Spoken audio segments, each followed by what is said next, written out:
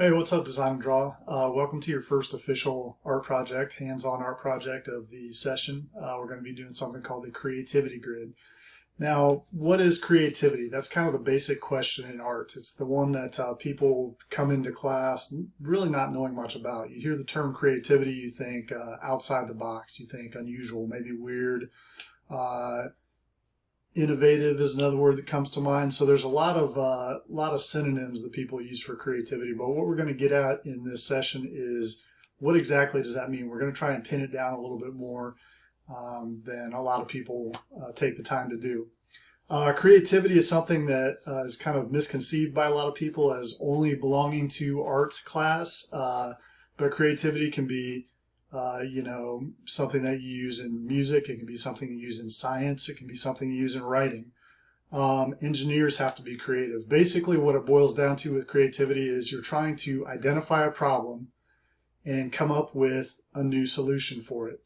Whether that problem is how to design a better toothbrush or how to create a more functional building, or in the case of a visual artist, it's how do you take something like this, a blank sheet of paper, a blank canvas, and turn it into something. So as I'm explaining the creativity grid, it kind of came to mind a quote by Michelangelo, famous Renaissance artist. This guy was a very well-known painter and sculptor, did the Sistine Chapel, was very active in Florence during the Renaissance time period.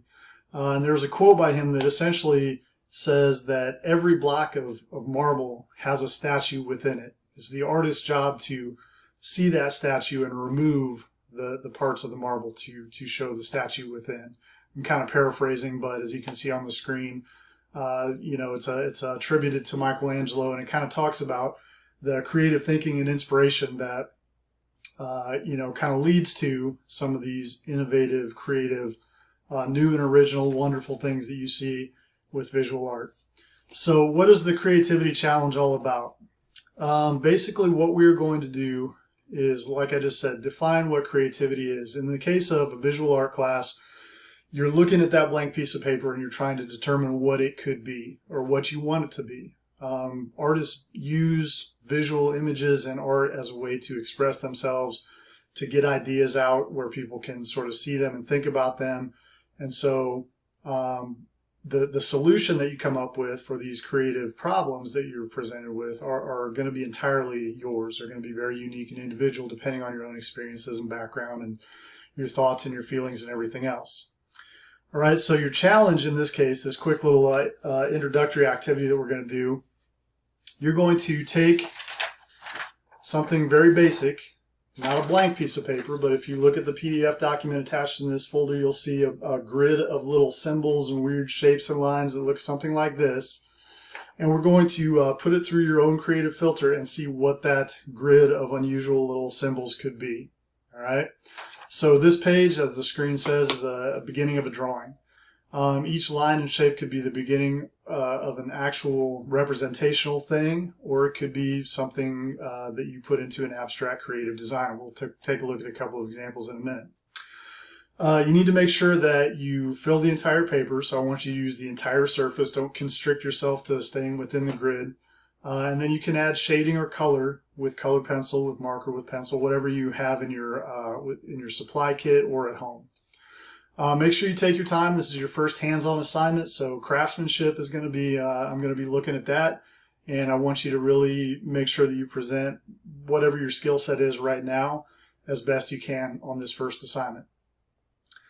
All right, so basically I'm going to switch my camera view, and we are going to take a look at this page, and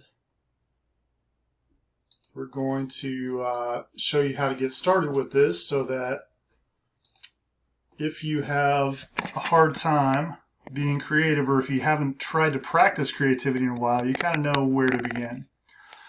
All right, so here's my grid of symbols and lines and shapes and things. Basically, you want to start this off with a pencil so that you can erase, make changes, move stuff, redesign it, or what have you. Each one of these symbols, feel free to turn and look at from a different direction. Sometimes turning something sideways, turning it upside down, changing your orientation, your point of view can spark an idea or give you something to work with. All right. You will probably on some of these have a kind of a quick reaction. Like if I look at this one initially, automatically I see a music note, and that might be the start of your design. But sometimes if you kind of turn it and look at it and think about it a little bit more, you can come up with something on the second or third try that's maybe more interesting and original. All right, so depending on what you decide to do, you're just simply going to take your pencil and start sketching in additional lines, additional decoration to this grid of symbols and images.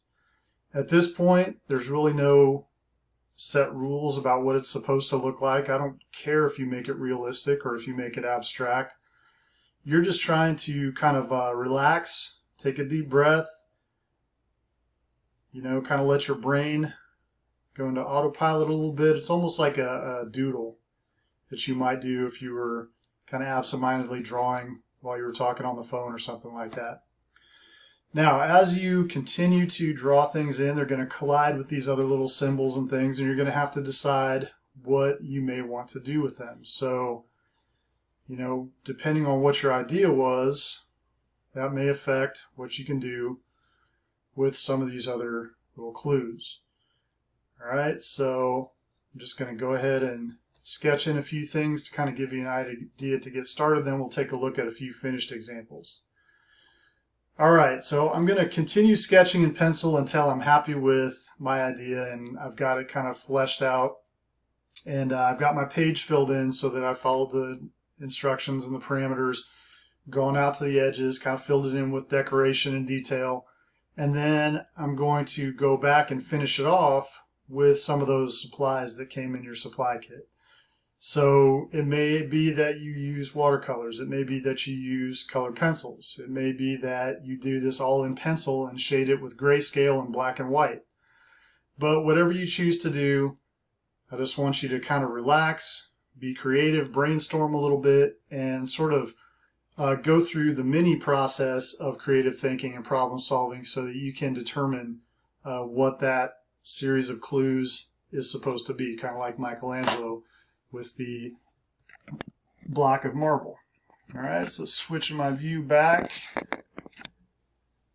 All right, so from here, I'm going to scroll ahead on the screen a little bit.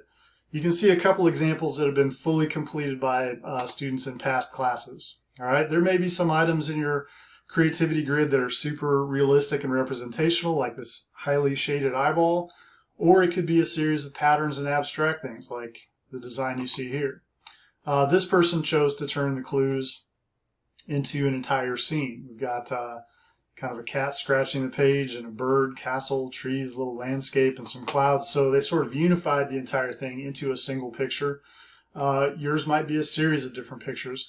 Basically, bottom line is what I'm telling you is there are very few rules other than you need to fill out the entire page, you need to add some complexity and detail to it, and you need to try and make your craftsmanship as good as you can. All right, so practice that brainstorming, practice that creative thinking. You're going to start with some basic sort of incomplete clues, and you're going to develop them into a more formal, finished-looking artwork using the supplies that you have available.